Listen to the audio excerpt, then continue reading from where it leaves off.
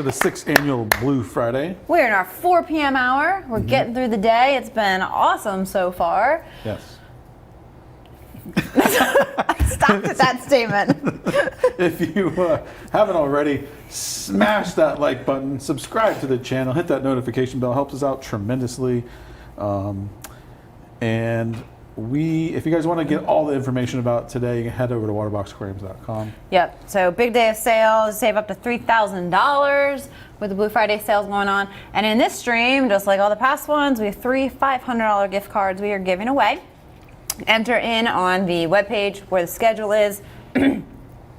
Open a new tab, reload there, and go to the stream for the hour. That's where you get your entries. There will be a bonus word dropped throughout the stream as well that you enter for more entries into that spot. So keep an eye out for that. We've had people that have issues by just refreshing or like staying on the same page. Go to a new tab, close it, go to a new tab Or if you have to for the go entries. incognito, so you're not using any of the same history in the browser. Yep. And then we've got the 2 $5,000 gift cards for the grand finale. The winners of that will be announced on the last stream. Entries until 6:59. That's on the webpage as well. And the raffle. So much going on today. Yes, so if you guys are just now joining us, we are doing a raffle, and all the proceeds of that raffle are going to support the Coral Restoration Foundation. So head over to waterboxaquariums.com, click the link to the raffle. You get a chance to win one of 2 $5,000 gift cards. Yeah, and we're super excited. You guys are really showing up today on that raffle. And I don't know, we're at like 13 something last time, which is so amazing. I was just about to check actually. So we really appreciate everyone that's donating. You know, a great chance to win a big gift card or two from us, but every single dollar is going to a Coral Restoration Foundation to help them. So, you know, it's really, really awesome to see everyone pulling together for it. Pushing just about 14,000. Very nice. Yeah. So that is super exciting. And then, yeah, that's all I got for the morning stuff, the first stuff. Yeah. All right. So this stream is all about stocking your water box. So we've kind of talked today with the plus editions and everything else, like what order in your water box, what to pair with it, equipment, supplies, all of that. So next step, everyone's going to be getting into, a lot of people get their first water box on Blue Friday. Is, you know, how do I stock this? How do I stock it properly? What order of things do I put in? You know, and we always, on all of our streams and all of our builds, always promote doing it ethically. You know, to where you're not going to hurt livestock. You're not putting stuff in that's going to not do well. So, you know, that's what we really want to guide everyone to. So we went down and visited our great friends at Living Reef, and they kind of showed us around and helped us pick out stuff for the 90.3 that we showed you guys, and really taught us about, you know, how to stock your aquarium properly. Check it out. Why don't we just throw out the promo code first? Okay. Yeah, I was wondering about that actually. Oh, Yeah, so okay. guys, Living Reef was gracious enough to give you guys a promo code to their website, which is livingreeforlando.com, 15% off. Now, the craziest thing about this is they are running this promo code because we talked to them. A lot of people are getting their first aquarium. They can't buy corals this weekend. They can't buy corals for the next couple weeks. This promo code is good for you guys for a whole year. This is good until next Blue Friday. Yeah, so save this code, you guys. And but that's unheard of. Yeah, you can use it now in between next Blue Friday. So save it and take advantage of it. This is a really great company. They have really amazing livestock and corals and everything, so definitely take advantage of it. And they do shipping all over the U.S., so don't worry about that. If you're not in Florida, you can order from them. They ship inverts and coral, so save that code when you're ready. Get with them. Beautiful stuff. I just think it's crazy. I was like, Anne, are you sure you want to run this for? I asked her like 3 times if you want to run this for a whole year, but she wants to make sure everyone gets a chance to get some awesome stuff from them with their water box. Yep. Thank you for reminding me of that, because I totally forgot. We'll put it up again before the end. Okay. Cool. So let's check out the video. What's up, fish heads? We're here at Living Reef Orlando, and they're going to be walking us through how to properly stock your new water box aquarium. Okay, Anne, so we have a 90.3 set up at the studio. It's brand new. We got the live rock, we got the live sand. I think the first thing that we need to add is inverts, right? So let's talk a little bit about that and walk us through some of the inverts that might be a good fit for the beginning, some things that we may want to not stock at all. Okay. So this is our invert section here at the store. We keep all of our snails, hermits, separated into each cubicle. So, you know, we're able to easily identify which hermit is in where, because people are specific to what types of inverts they want to put in there. And us too, we never want you to stock something that's not going to work for your aquarium, or it's going to be too aggressive or get too big. So for a 90.3, we set up a lot of those, we maintain a lot of those here. What we would personally start out with is a nice mixture of some snails and some smaller, easier, hardier hermits. So red legs, blue legs, astrias, maybe some trocus snails. So what we would do is, you know, your aquarium at the beginning is not going to have a lot of food source for them. We would recommend maybe waiting until like the diatom phase, where you're starting to see that little bit of brown on the sand and on the rocks.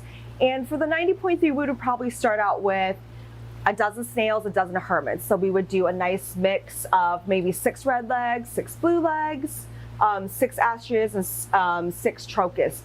We want to start light. We don't want to overload the aquarium.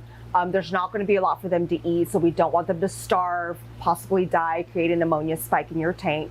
And it's always better just to be able to stock light, go back if you need more, instead of pulling them out and having them die or anything. So the first couple of weeks, I would say right around like the 2-week mark, if you're cycling with, you know, live bacterias and like 1 or 2 little small fish, you should see the diatom mark around 11 to 14 days. We would set up our customers with, you know, the handful of snails and hermits like we mentioned. A week later, we would maybe try to do a couple more hermits if you're not seeing that diatom level go down, or if you're starting to see that it's getting worse.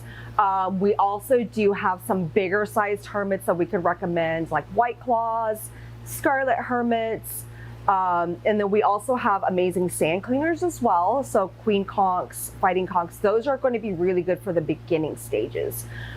Some of the things that I would personally avoid at the start is your more aggressive cleanup crew, your emerald crabs, your Sally Lightfoots, your coral banded shrimps. Those guys get a lot bigger, a lot faster. They tend to be more aggressive. You kind of want to stock the peaceful animals first, give them time to settle in, kind of get used to their environment. And they're just lighter cleaners in general. So the shrimps are kind of everybody's favorite. Everybody wants to know, when can I put a cleaner? When can I put a blood shrimp? We usually kind of recommend maybe at like the 2nd to 4th week mark. They are a little bit more sensitive when it comes to ammonia spikes, temperature fluctuations. So we want to give them a little bit more time to kind of settle in, make sure your parameters are good.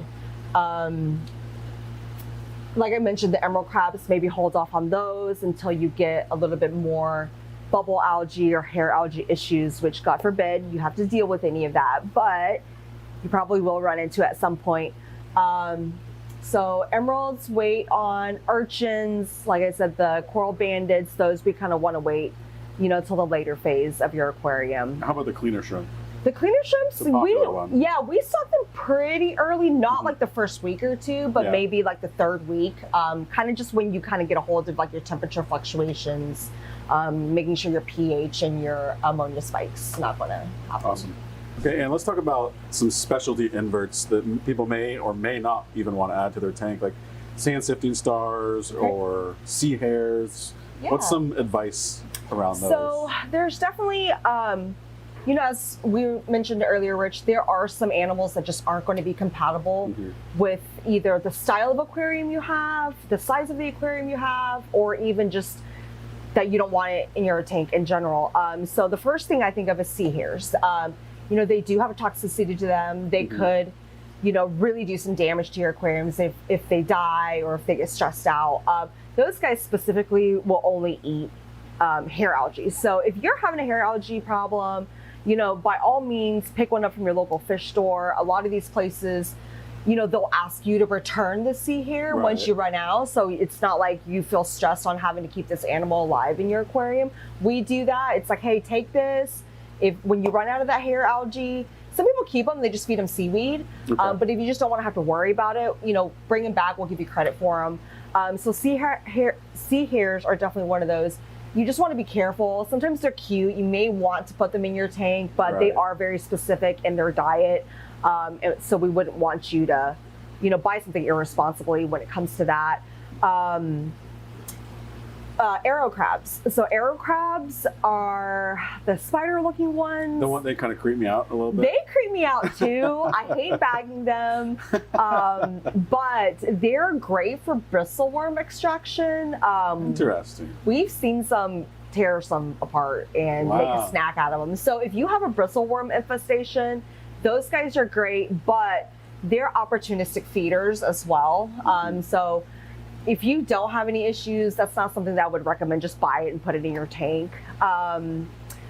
So another one is turbo snails. So turbo snails are a great part of the cleanup crew. They do a lot of damage for algae, but they do get very big, very quickly as well too. So if your tank is, for the 90.3, I would maybe only do like 4 or 5. When they do get really big and they don't have space to move around, they could, knock some of your rocks over, knock some coral frags over. So if you are going to put them in your tank, just be mindful that and make sure that everything Now, is should the tank down. be a bit more established with a bit more with those, or what do you suggest? For those, just because they do eat so much so quickly, if you do have other types of cleanup crew in there, I would recommend maybe waiting until the tank gets a little dirtier for the turbos.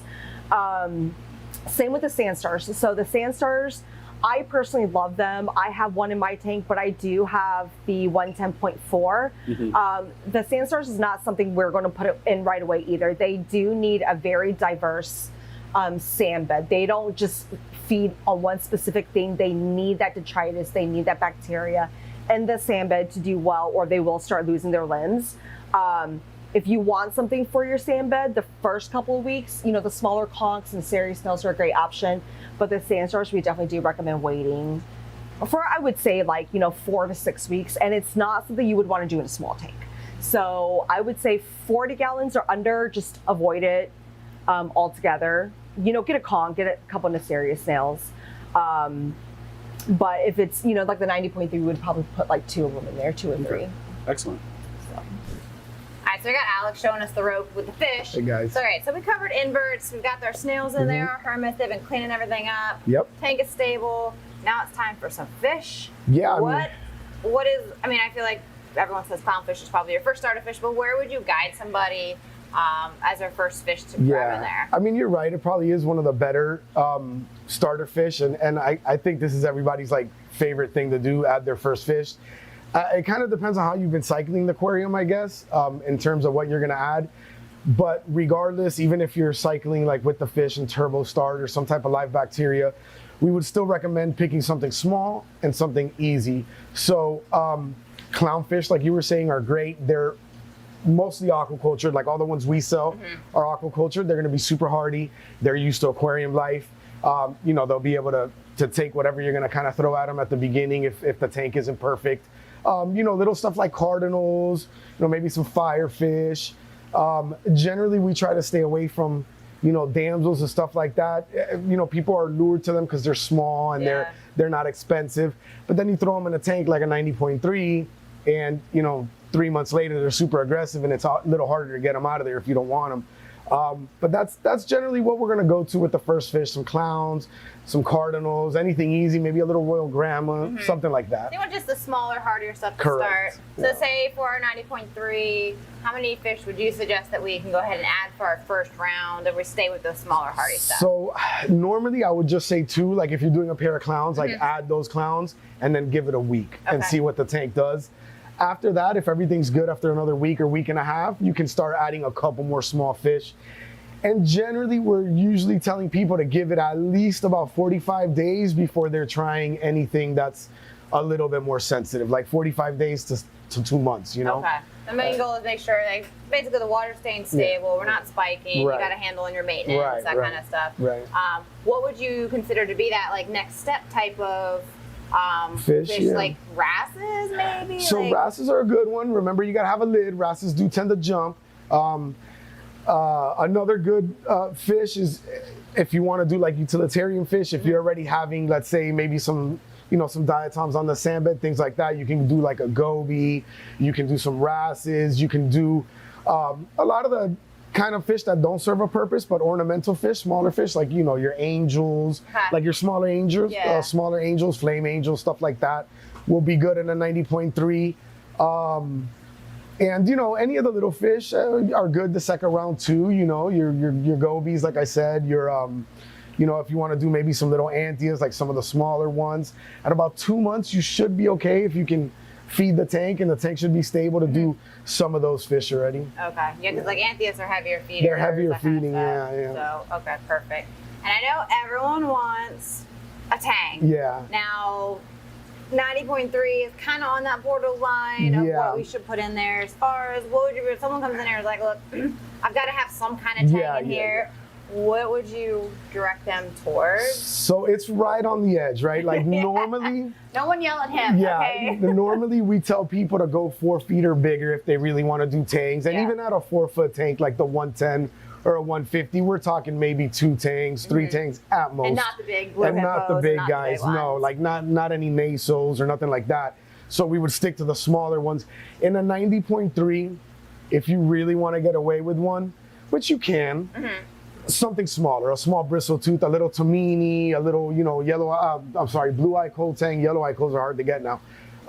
You know, or something like that. So any of the bristle tooth tangs will be okay in there, as long as you know, keep them fed, their seaweed, stuff like that. Now keep in mind, in a smaller tank, if you do want to add that tang, adjust the load on the aquarium. So maybe Right. don't go as crazy with other fish if you want that one fish, because that one bigger fish counts as, you know, 3-4 smaller fish. There's a lot of bioload Right, associated with a right, tang. right. So as far as like that, what do you say for like a fox face? Would you go? So they get a little big, but you can probably get away with one for a while. You know, a lot of people always want to upgrade. Yeah. So you put him in the 90.3, a year later, you're looking at a 200, right? Right. And then he'll be okay if you're going down that road. But if you are going to do one, definitely don't buy a big one already. You know, a lot of stores, including us, we get really little fox face. You get the little baby ones. You start with one of those, Give it and some that'll give time. you some time. And, you know, if it does outgrow the aquarium, just be responsible and trade it back in at your local fish store or whatever. Good advice. Yeah. Perfect. All right. What are some fish that, you know, might be carried in a store or people are asking for that you pretty much don't recommend for almost any tank? There's got to be some of those fish So, that should just be on the do not keep list, or are just super, Yeah. super specialized that you really warn people against. So like a big one, and I think a lot of people kind of fall into the same category, like lionfish. Everybody loves them, Yeah. but you literally can't put much else in the tank unless it's other big predators. Anything that fits in their mouth, they're eating it. Yeah. And you know what? The last thing you want is to like be cleaning your aquarium and like it gets you. It's not fun. No, it you know, hurts. it hurts It a little bit. They've gotten me plenty of times, and it's not the funnest thing. So like that's one that I normally don't recommend to people. You know, a lot of times it's hard to get them to eat prepared foods too. So then you're locked into having to buy live food for this fish Yeah. all the time and stuff. So, but you know, people always want them because they associate, you know, the reef, the saltwater fish tanks and lionfish. But, you know, we try to steer people away from those if they want to have any type of mixed fish or, you know, especially a reef tank or anything. Some of the like, you know, like rhinopias and some of like those type of fish too, we tend to steer people away from them if they want to have, you know, a nice mixed tank. But if it's a predator tank or anything else like that, then go All for out. it. All No out, whatever rules, you pretty want. much. You know, yeah. And there's like, I know like it depends on just your level of keeping, but there's certain types of like tangs or anthiosaurs that are like Yeah. harder to keep than others. Yeah, for sure. And that's why I think for having a great local fish store that can guide you, because you're going to tell people like, look, that's not what you Yeah. want in there. You're not ready for it, or it's just not Yeah. going to work. Absolutely. So make sure you definitely are trusting who you're talking to. Yeah, It's a yeah. big part of Yeah. stocking correctly and not getting stuff that's not No, going to work it's in your it's tank. big. It's big, especially when it comes to just like the overall health of the tank and the fish not having issues where they're blowing up and, you know, and potential parasites or ick, things like that. Like, you know, in that 90.3, you know, let's say you really want that tang, right? And okay, a little bristle too, something like that. The last thing you want to do is go buy an Achilles, right? Yeah. And like throw it in there. So, you know, just listen to your local fish store. Hopefully they give you good advice, you know, stay away from certain things. And I guess like one of the great things is the internet's, for the most part, pretty amazing usually. So Yeah.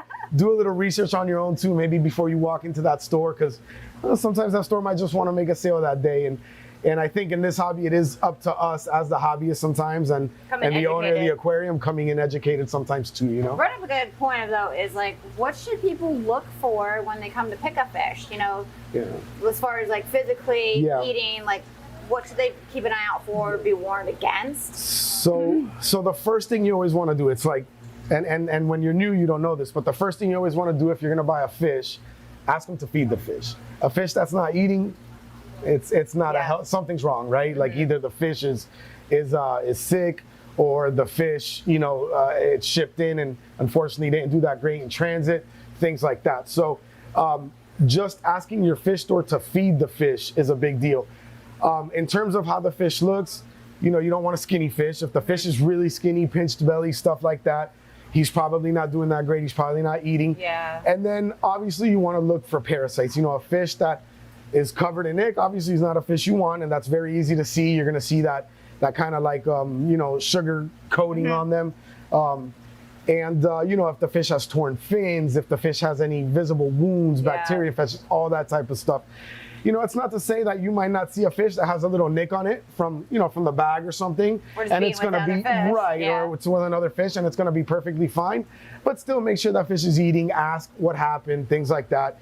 But definitely, if you see a fish that, you know, is not swimming, laying down, things like that, you probably want to skip that one. Perfect. Yeah. Sounds good. Ready to pick out our fish? Yeah, absolutely.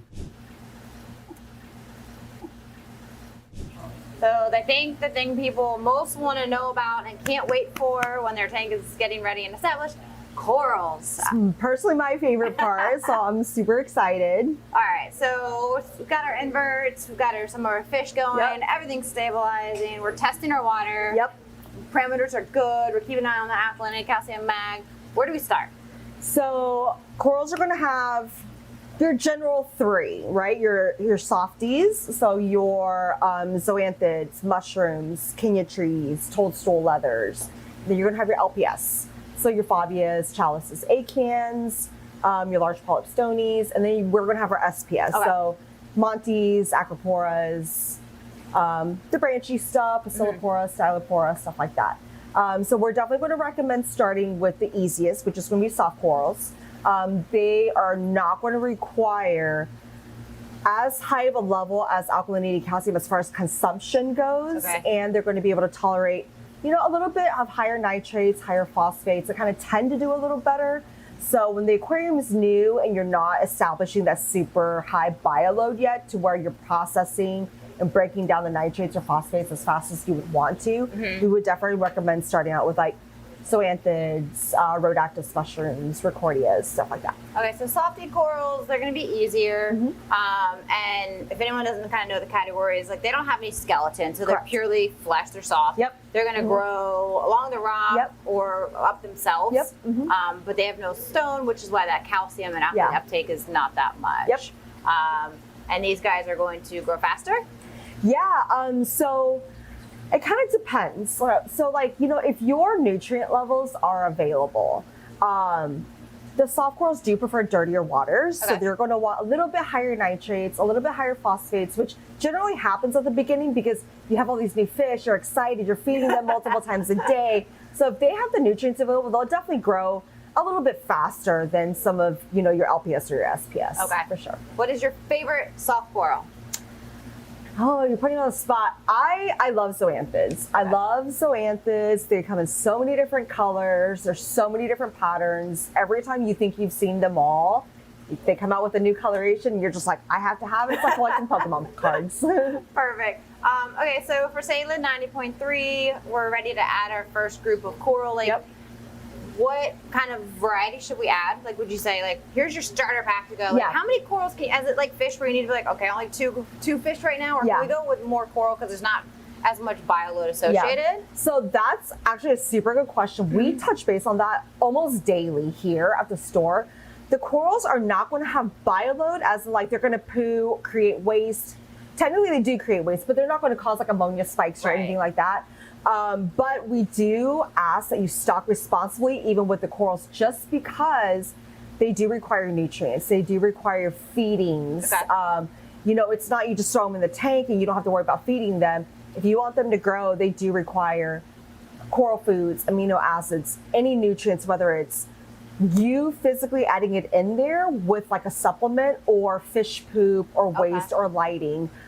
So we don't want you to go home with 20 frags at the beginning. You know, we say like, hey, let's try 2 or 3. Let's maybe get 2 zoanthids and a mushroom or something.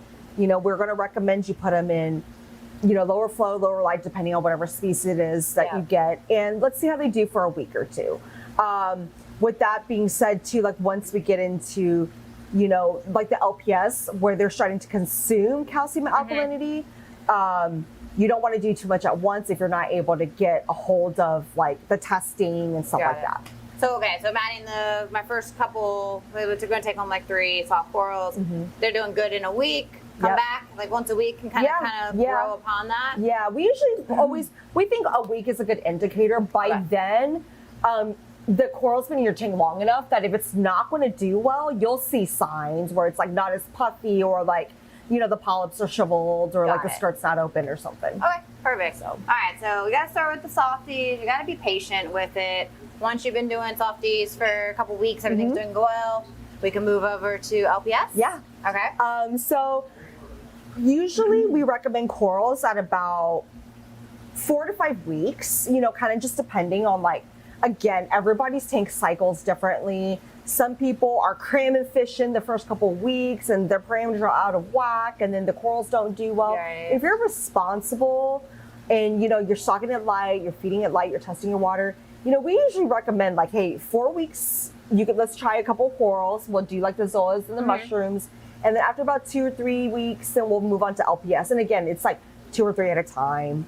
The LPS genus or I guess category, there's so many corals and there's so many different lighting. Yeah, exactly. Like different types of lighting, different types of flow. So once we start to broaden our variety on like what we're adding in, then you really got to hone in on like, you know, where you're going to want to put your highlight stuff, where you're going to put your high flow stuff. So you really need to be in tune with your aquarium on like, you know, how your flow is and stuff like that. And working with someone that you trust at your local fish store somewhere that can guide you to that information. So in the category of LPS, which is large Prothony, there's so many different types of coral. Probably one of the most commonly loved and known is going to be the euphyllias, which is like hammers, torches, and frog spawns.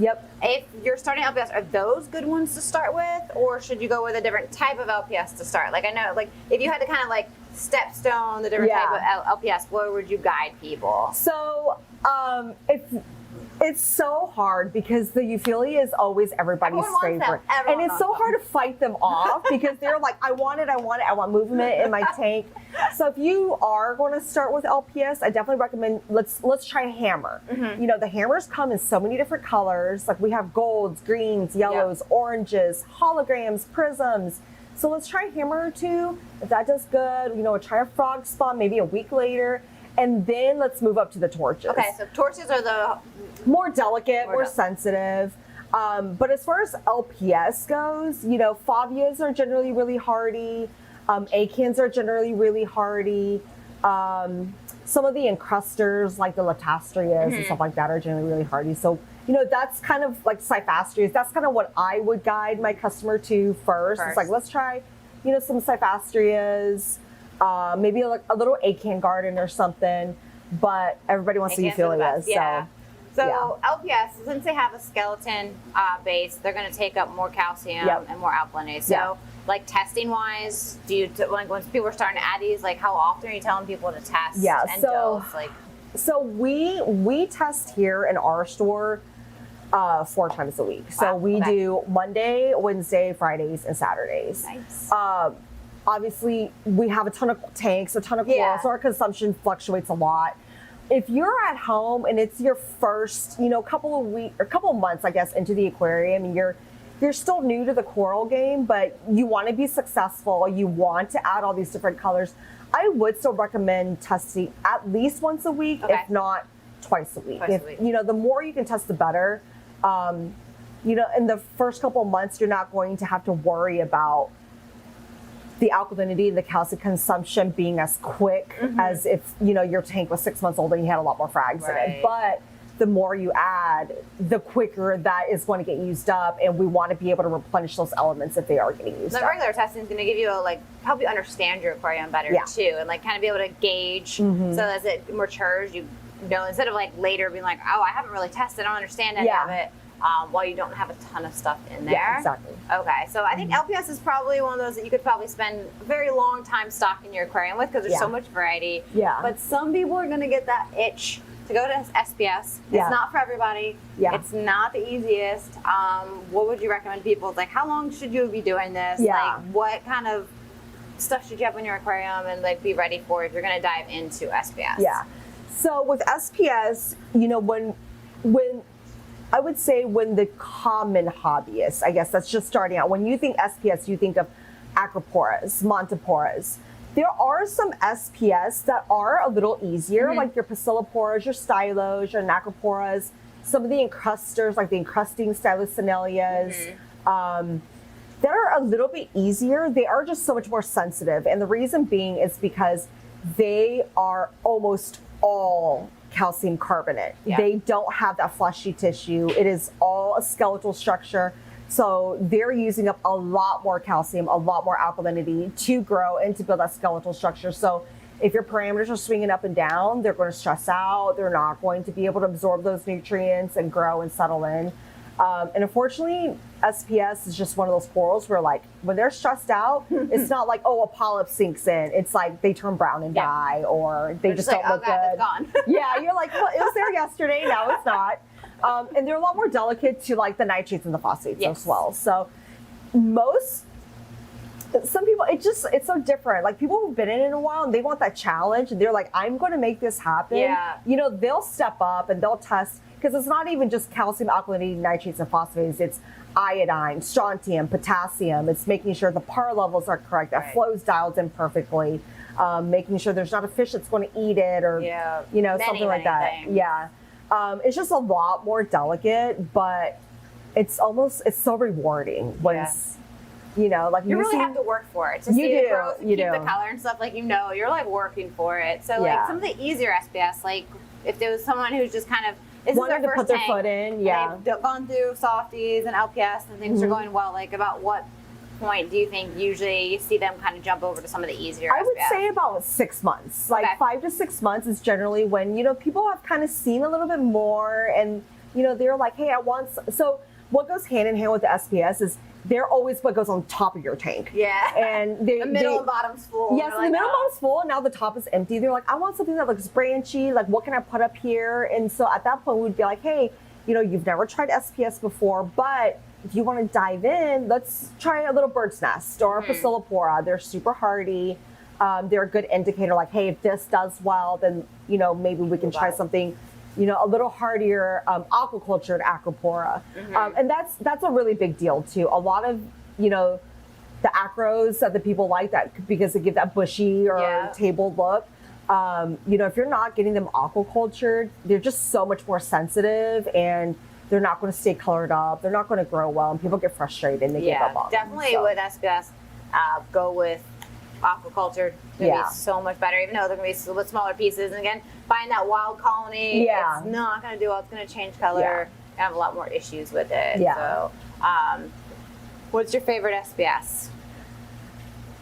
I have so many. I would say if it was a specific coral, I would say our Rainbow Dash. It's an Acropora tenuis. It has literally every color you can think of.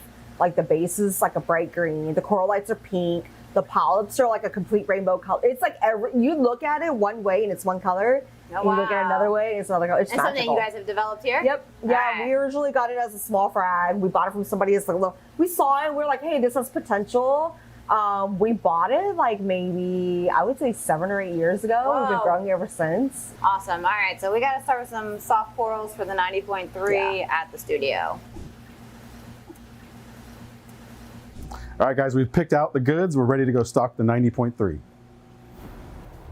A great visit, as always, with our friends at Living Reef. Thank you so much to Anna and Alex for having us. Yeah, if always you guys a pleasure. if you guys are ever in Central Florida, definitely hop over there. And also, if you just want to buy corals online, You can do that there. You now, we'll bring it up again now actually. They have a discount code that they're giving you guys in honor of Blue Friday, 15% off, and they have corals and inverts online. So that's gonna apply to those. This is good for a whole year. Screenshot, save, write it down, put it somewhere you want this code. Get it available at 15% off for the next year. It's crazy. Yeah. So we appreciate them doing that, and their website is just stocked and beautiful. So take advantage. They did it for that so that people getting into Waterbox now have time to still take advantage of that promo, because you won't be adding stuff right away. So it kind of extends for a long period of time with that. So we picked up a lot of goodies on that trip. That was our initial stocking. We've been back multiple times with them to pick up some more. The 90.3 that we showed you in the Plus Edition, kind of, planning your water box, is the one that we were stocking. So you can take a look at that. It's turned out beautiful. So Really amazing. yeah, and it's about just taking your time, putting everything in at the proper intervals, because you want everything to live. You want everything to be happy. It's not a cheap hobby. Buying things for them not to do well or to die, never great. So entrust in someone like a local store or knowledge to help guide you through that. But they gave a lot of good information to help you guys decide how to stock your new water box. Yep. And if you guys are wondering what Caribbean Life Rock looks like, that is it right there. Aquascapes by Jess. Yep. Lots of arches. It's so easy to work with. It looks natural. It's already purple, so it gives a great look. It's less likely to grow nuisance algae because it's got the purple, the coralline, the covering on it. I'll let you know, a lot of people use dry base rock to start because it is a lot cheaper by pound technically. You're going to spend an additional 6 months trying to get that rock stabilized compared to just kind of going in with something like the Caribbean Life Rock. It has dormant bacteria on it, so when it goes into the water, it actually helps stabilize and cycle your aquarium too. So the 90.3 turned out beautiful. It's our Plus Complete. It's got everything, water box salt, all the good stuff, all the equipment. And like we said, besides your sand and water, those Plus Complete bundles you're good to go. Yep. Escape it and start stocking it, once everything's stable. Absolutely. Love it. All right. Hopefully that helped a lot of people in their decision making on kind of stocking their new water box. A good reference. Can you do me a favor? Ask Anthony Gorell what website he's visiting. Like, is it a specific market? Sure. Anthony, our team wants to know which website he's trying to fill the form out? Or enter the giveaway? He just keeps coming back every stream saying he's having issues, and I'm wondering if it's US, Canada. Yeah, like UK. Anthony, are you on the US website or Canada or the UK? Which website are you trying to use? Our team's trying to troubleshoot the issue that you're having. Nice. Hopefully we can help you out because everyone else seems to be doing fine with it. So we just want to see where we might have an issue on that one. All right, so we have some winners. Let's give away some money. Right? Are we ready for that? Yeah, We forgot to bring the merch in again. We got a merch. God dang it! How do we forget every time? I have some questions though. Oh, okay. Okay. Questions. Yeah. It should be quick. No winners yet. We want to show you guys our merch. And we How talk about well do frags ship? extremely well. So online buying of corals is a huge thing now. So don't fear of that. Buy somewhere, of course, that has a good reputation that you can see reviews on and stuff like that. They're going to package it. It ships to you generally overnight. Some corals, like soft corals, might be 2-day or something. But shipping corals and fish and animals in general, totally a common practice. Yeah. So you don't have to worry about that as long as you're buying from somebody reputable. What are those big silver fish with the yellow tips? I asked the same thing when I was in there. Yep, You remember those? I do. What are they? Don't know. Mono. No mono? Monos? No. We don't know. Jacks? No. Yeah, they're fish. I asked that question. We don't know, Brian. We did ask and we forgot. Yeah, I did because I was like, I've never seen those before. They said that It's in my they're brain really somewhere. messy and they eat a lot. So and the you- reason they keep them in there, like in their farms, Hugely is- in the farm. Yeah. Is because they're easy fish to keep, they're hardy, and they provide a lot of waste and bioload for the large coral systems to improve growth and stuff. So I really should know this. A jack, maybe? Silver I don't know. Mooney? Monos? Silver monos? Silver moony monos. Is what Moony med monos? I feel like that's a lot of words. And your stores let you know if you were buying a male or female fish. It depends. Okay, not all fish can be sexed. I mean, actually, I'm going to put it as majority of your saltwater fish you cannot sex. So if it's possible to sex them, Anthias, some types of different gobies. If it's something that can be sexed and they're knowledgeable, they can probably let you know. But for the majority, is you can't tell sex. So, not going to be most of the things you buy. What did you stock in the 90.3? So fish-wise, we have 3 pink firefish, 2 black and white clowns. They might be like mochas. We have a Tamini tang. Little baby one. Don't come at me, Tang Police. We have bigger tanks. Don't do it. And we also have a Midas Blenny in there that does not want to come out and be seen. Everyone is shy today. They're not wanting to be famous. So, but yeah, so that is 3, 5, 7 fish in there. You can see 2. But don't worry about that. They're in there. And then it's a huge variety of coral, all softies and LPS. Not doing SPS in this system. It's so pretty. Yeah. You always do a wonderful job. No, we You got are to a bring the professional. merch up here before stream because we keep forgetting. Okay. So we're gonna bring it and show We merch can break some right now real quick, but you'll get first winner. next stream. All right, winner number 1. There's a bunch in Angela's office too. Oh, Keenan already gone. He's running. All right, winner number 1 is James Burdett. Oh yeah. congratulations. You got very excited Getting on all that one. Oh yeah. I'm trying to amp it up a little bit. Oh, did you get a sticker? Hat? No. No? Go to Angela's office and get God, stickers. Jesus. Right in the face. All right, Keenan really wants us to have shirts to show. Sweet Jesus. Are these on the site? It could be. I don't know. I'm not sure. Those That are might be just for the top office secret. people. Anyway, These are awesome shirts. we were going to do this way more structured, but Oh, we were? Yeah, that's all good. So if you guys don't want an aquarium and you don't need any supplies, you can also pick up some Waterbox swag on the website. We got a whole bunch of stuff. lots We of got shirts. colors, sizes, all water box. We got shirts. We got different Waterbox stickers. A lot of people like to collect stickers. And we have hats. We have hats. Yeah, I love those hats. Yeah. I wear them all the time. Throw a hat. He's going to start chucking things at our head. I have to see if someone knows if we have sweatshirts available or not. We should. We should. Especially considering the All time right, of so let me year. ask people, if we listed sweatshirts, would people be interested in them? Yeah, Waterbox hoodie. I'll let you know, this thing is so comfortable around the It's so office. I'm pretty much nice. always in a sweatshirt, and it's cold here, but so comfortable, so soft on the inside. Would people want a sweatshirt if they're not listed? Because I have no idea. Put a thumbs up in the comments if you want a sweatshirt. Waterbox hoodie. Yeah, all right. Winner number 2. Ready? Oh, yeah. Caitlin Sizemore. Congratulations, Caitlin. Ay, ay, ay. And we have Sorry. one more. Are we ready for that one? Yeah. All right, ready? Winner number 3. Congratulations. All right, Max. Max, just Max. Laura Hello. Quinte. I'm glad you say these and not me. How about you say the next round? Nope. I'll stay silent I until will you are stay- forced to read them. We will stand here for a long time. I won't wait. Congratulations, guys. We will email you your gift card. You don't have to reach out to us. All taken care of. Pays to definitely be tuning in live to our streams. We only have 3 more to go. Wow. Aw. It happens really fast.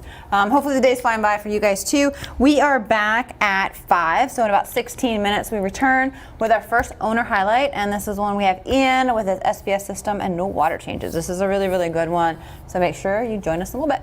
See you guys. Make sure to smash the like button, subscribe to the channel, and hit the notification bell. Don't go anywhere. Make sure to join us on the next Blue Friday stream for more guests and giveaways. Blue Friday is back. Blue Friday is a day created by Waterbox Aquariums dedicated to education and growth for aquarists worldwide. We'll be live on Facebook and YouTube from 11 a.m. to 7 p.m. with special guests dropping knowledges about all things aquatics. This year is packed with special guests, sales, and over 20,000 in giveaways. Giveaways include 3 $500 gift cards every stream. Grand prize is 2 $5,000 gift cards. You can enter for your chance to win now by going to waterboxaquariums.com. And don't forget, Blue Friday is the best day to save big on your new Waterbox aquarium. There will be sales on aquariums, accessories, and equipment. Sales are live in the USA, Canada, United Kingdom, and Europe on Friday, November 3rd at 11 a.m. Eastern until Friday, November 10th at 12 p.m. Eastern.